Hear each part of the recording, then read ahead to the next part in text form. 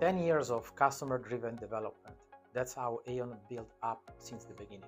I had the pleasure to work in this project even before joining the company, and together we built such an amazing product for our customer.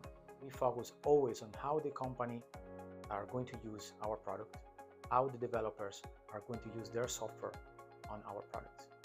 And that's how Up, after 10 years, looks, with so many products to address the many needs of our customers. The success of Up was not possible without the support of our partners. We built over the years a wide ecosystem where in robotics, AI, device management and security, we kept engaging and interacting with new software companies that helped us to create the product we have today. Linux has been very important for us, as most of our customers are using any of the variants of such operating system.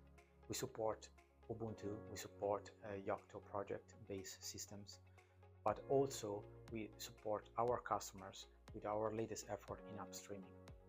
That's going to be available soon in the newer kernels. Together with that, we focus a lot on supporting AI for developing solution based on app. And for this, we are going to release soon our new AI dev kit.